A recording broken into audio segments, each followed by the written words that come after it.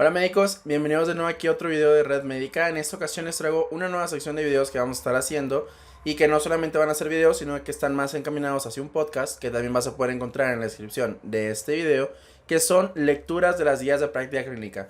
Me he tomado la libertad de subrayar guías de práctica clínica y tratar de poner los puntos más importantes de cada guía de práctica clínica. Por si eres de las personas que no les gusta mucho leer guías de práctica clínica, te puedas apoyar con estos videos o escuchando el podcast. Entonces la primera guía con la que vamos a abrir es sobre crisis hipertensivas en los adultos en los 3 niveles de atención, basado tanto en su diagnóstico como en su tratamiento, aunque la verdad de diagnóstico no dice nada. Entonces, esta guía es del 2020, es una de las actualizaciones que salieron de este año. Nos hablan acerca de autorías y demás. Nos vamos a brincar todas estas partes que no son de utilidad. Y nos vamos ahora a la introducción. En la introducción pues nos hacen referencia de que es responsable la hipertensión arterial de alrededor de 7.100.000 muertes al año en todo el mundo. Esto en el 2016. Y nos refieren que hasta el 1 al 2% de los pacientes que tienen hipertensión arterial crónica pueden llegar a desarrollar una crisis hipertensiva. Seguimos ahora en el párrafo de la justificación y nos dicen que la hipertensión arterial aumenta de forma independiente el riesgo tanto para EBC como infartos cerebrales, infartos del miocardio, enfermedad renal crónica, falla cardíaca, enfermedad arterial periférica. Ya saben, todo el combo en el que integran tanto la hipertensión como la diabetes. Y ahora nos hacen una división acerca de los porcentajes. Si bien el 1% de las hipertensiones arteriales crónicas pueden llegar a tener una urgencia hipertensiva, una crisis hipertensiva más bien, sabemos que la crisis se divide en urgencias y en emergencias, de acuerdo a si tiene daño de órgano blanco en las emergencias o si no lo tiene. Entonces, las urgencias hipertensivas van a corresponder de ese 1%, el 76% de todas las crisis hipertensivas. Y el restante 24% van a ser emergencias. Le continuamos dentro de la guía de práctica clínica. Nos hablan ahora aquí en esta parte de lo que significa una evidencia, recomendación y los puntos de buena práctica clínica. Y nos vamos con las preguntas. Estas guías de práctica clínica que yo les digo, las moradas o las magentas, al igual que las verdes, que son las que salieron anteriormente, se basan su contenido en respuestas. O sea, te hacen una pregunta o ven qué preguntas el clínico puede llegar a tener y ven cómo responderla. Entonces, la pregunta número 1 que hace esta guía de práctica clínica es: en pacientes con emergencia hipertensiva, ¿el uso de antihipertensivos modifica la morbimortalidad?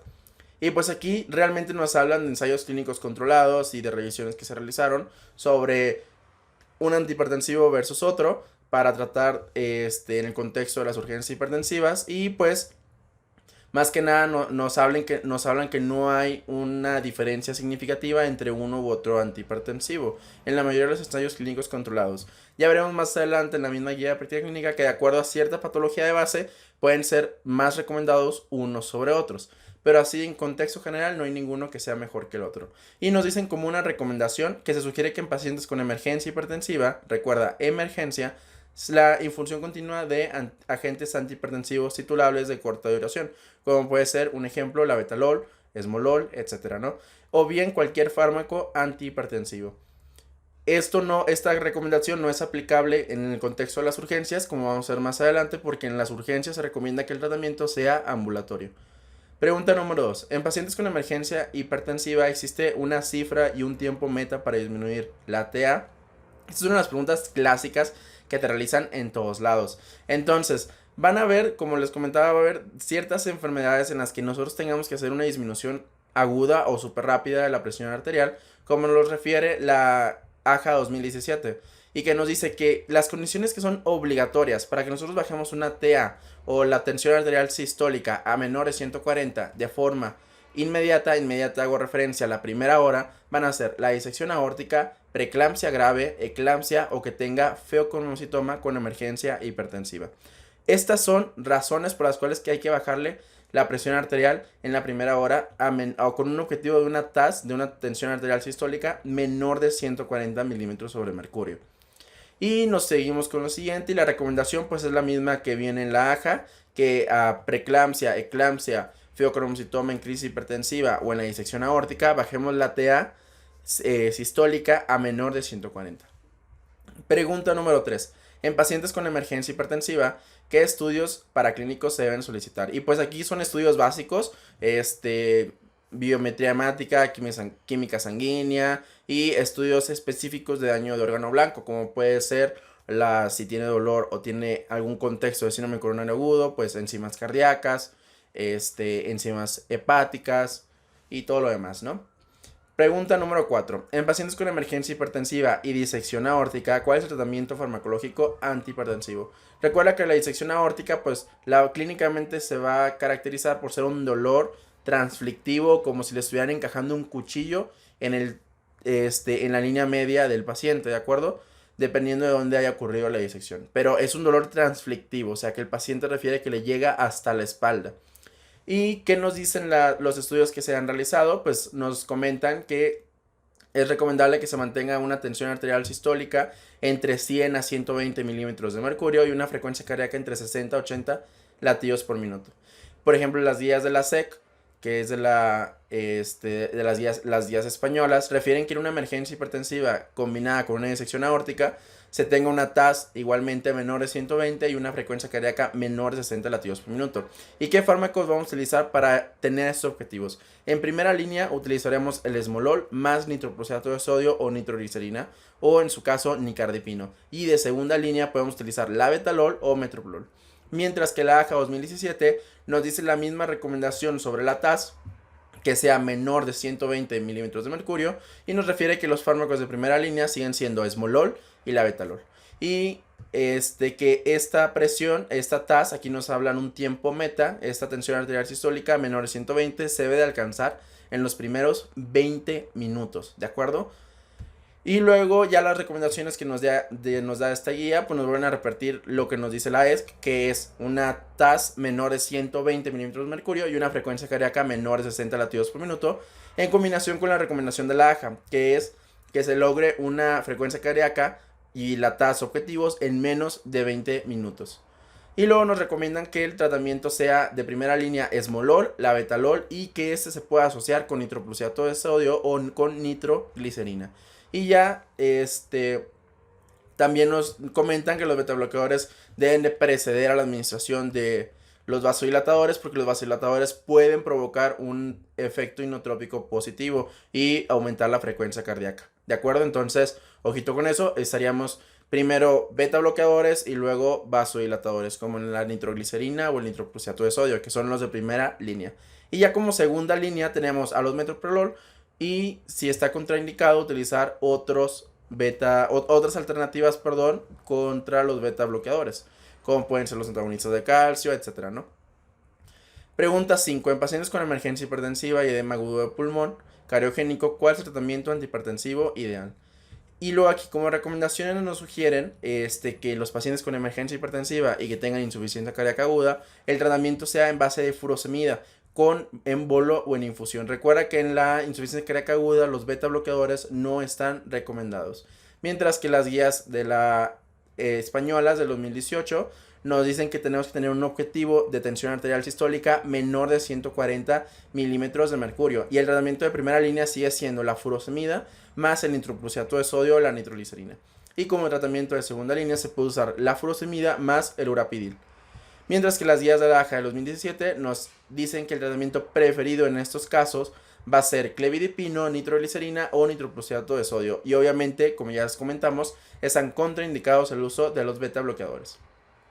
Entonces, las recomendaciones finales que da esta guía sobre este aspecto es que si tiene emergencia hipertensiva y edema agudo de pulmón, vamos a disminuir la TA sistólica de inmediato. No nos hablan de un tiempo, pero sí que sea menor de 140 milímetros sobre mercurio, el objetivo que debemos de conseguir. Y eso lo podemos hacer como tratamientos de primera línea, furosemida más nitroprusiato o nitroglicerina. Y obviamente están contraindicados los beta bloqueadores. Pasamos a la siguiente pregunta número 6. En pacientes con emergencia y encefalopatía hipertensiva, ¿cuál es el tratamiento farmacológico ideal? Y las guías españolas nos dicen que se recomienda que en pacientes con encefalopatía hipertensiva se disminuya de manera inmediata la tensión arterial media de 20 a 25% utilizando como tratamientos de primera línea labetalol o nicardipino y de segunda línea nitroprusiato de sodio. Y la recomendación es idéntica a la que viene en la guía española, entonces no la vamos a comentar.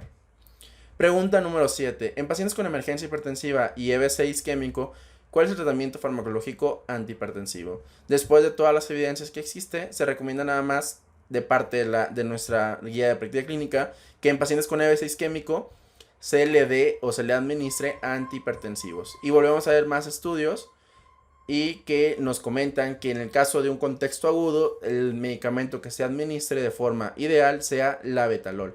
Y a las recomendaciones de las guías españolas del 2018 nos dicen que en pacientes con EBC isquémico con una tensión arterial sistólica mayor de 220 o tensión arterial diastólica mayor de 120 milímetros de mercurio, se disminuya la tensión arterial media un 15% en una hora. Esto para reducir el daño de otros órganos y utilizando como tratamiento de primera línea labetalol o nicardipino y como tratamiento de segunda línea nitroprusiato de sodio. Y ya por otra parte, la misma guía nos da otra recomendación que es no recomienda que en pacientes con EBC isquémico reducir rutinariamente la TA con el tratamiento antihipertensivo.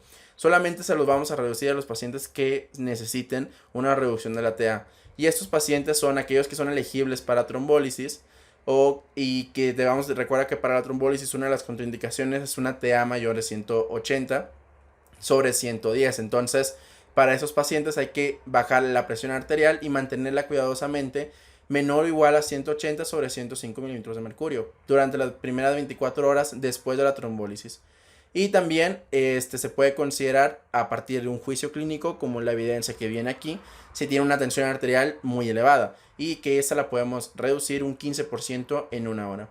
Mientras que la AJA 2017 nos dice que nosotros le vamos a iniciar de forma temprana antihipertensivos a los pacientes con EBC isquémico que vayan a ser tratados con fibrinólisis con el activador de plasminógeno de tipo tisular o pacientes que tengan una TAS mayor de 220 o una TAT mayor de 120 milímetros de mercurio.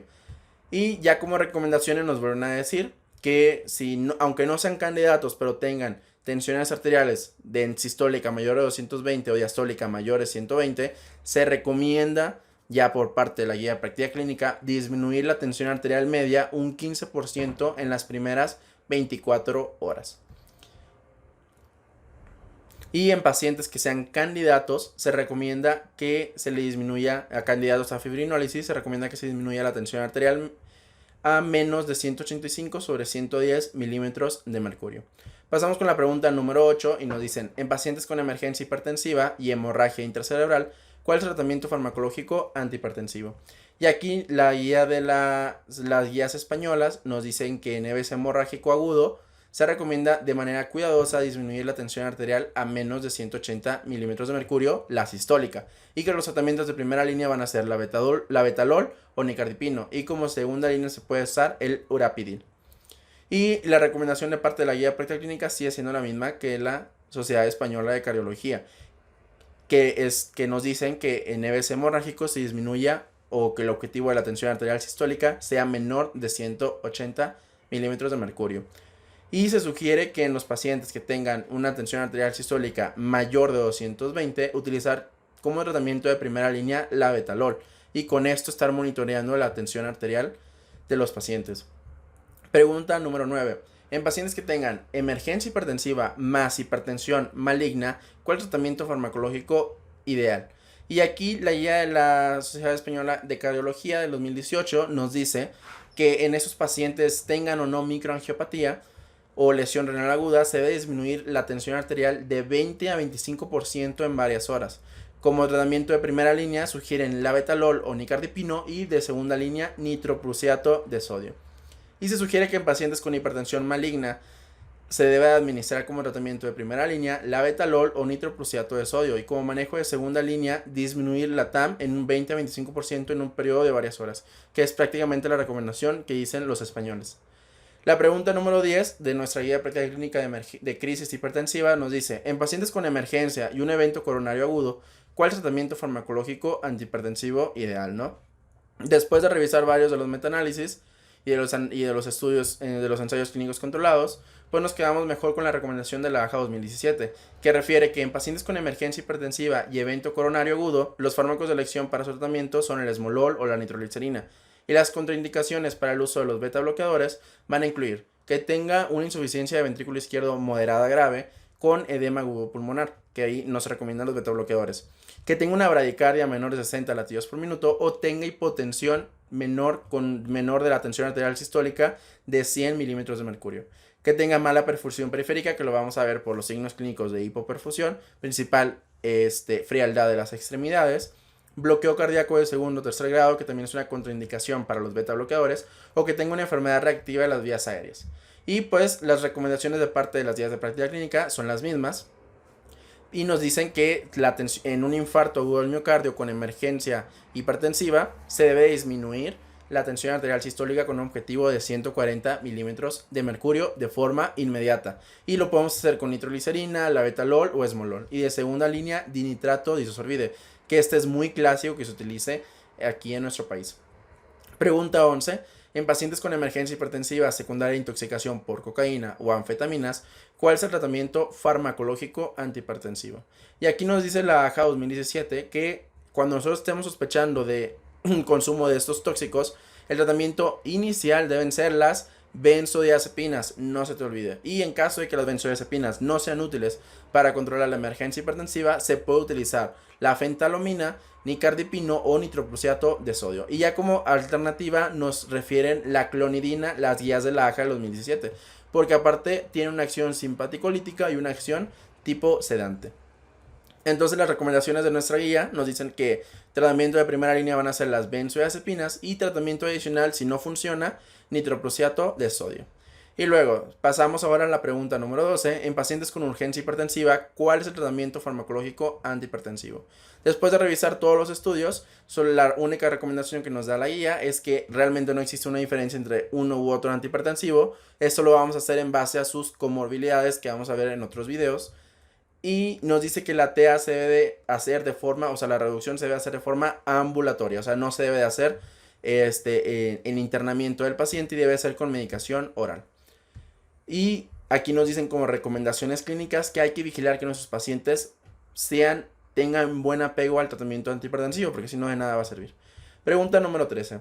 En pacientes con hipertensión perioperatoria, ¿cuál es el tratamiento farmacológico antihipertensivo? Esta es una de las preguntas que se deben hacer todos los que van para tratamientos quirúrgicos antes de que los anestesios se los baten, ¿no?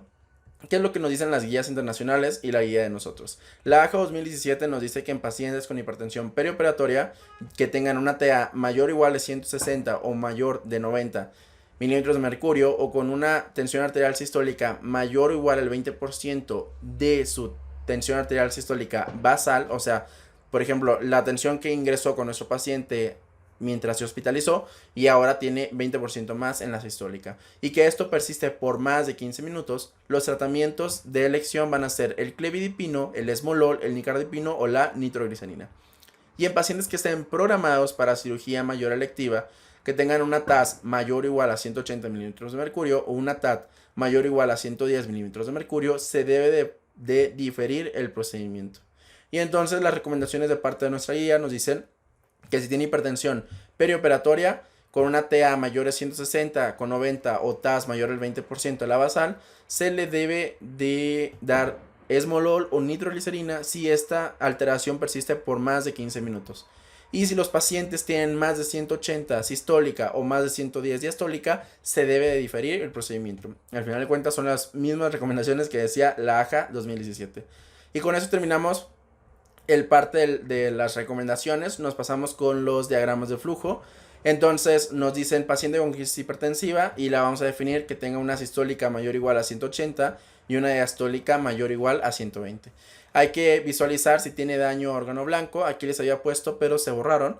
El daño a órgano blanco van a ser que tenga cardiovasculares, que tenga síndromes coronarios agudos como angina, infarto, etcétera, que tenga agudo de pulmón o que tenga agudización de la insuficiencia cardíaca o que se presente con una insuficiencia cardíaca aguda, que tenga presencia de cuarto ruido o tercer ruido patológico o que tenga alteración de la perfusión tisular. Esos serían los cardiovasculares. Los renales o nefrológicos van a hacer que tenga proteinuria, que tenga hematuria o que el paciente desarrolle lesión renal aguda.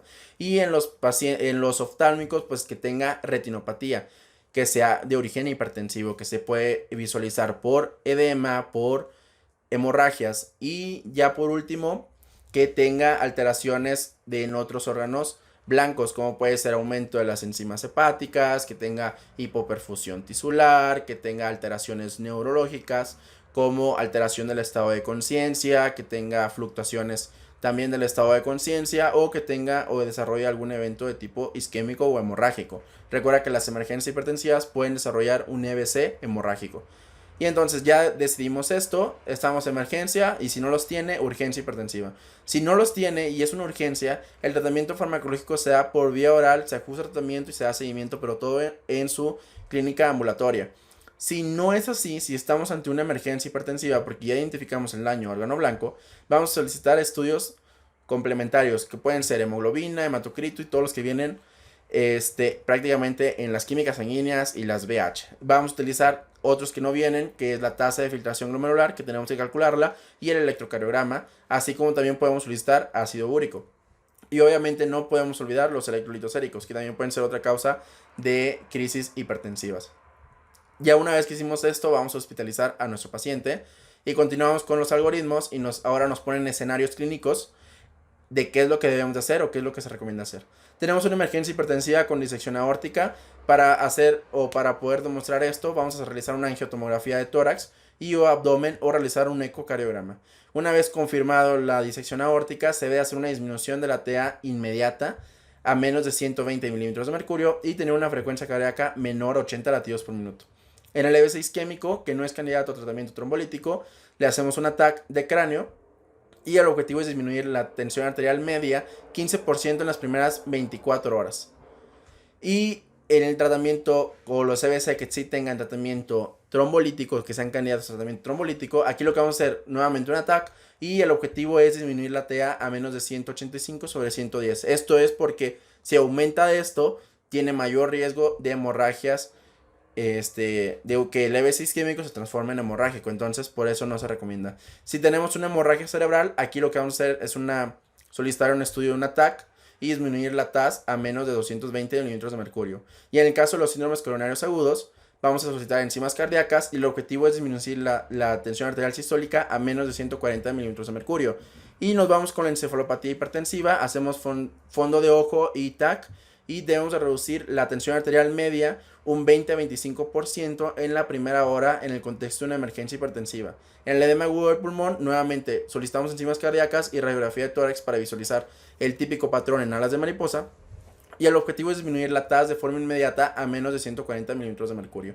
La preeclampsia y las eclampsia nos mandan directito a las guías de práctica clínica para esas recomendaciones. Si tiene anfetaminas, hay que hacer un toxicológico y le vamos a dar benzodiazepinas, y si no funciona, recuerda, nitroprusiato de sodio.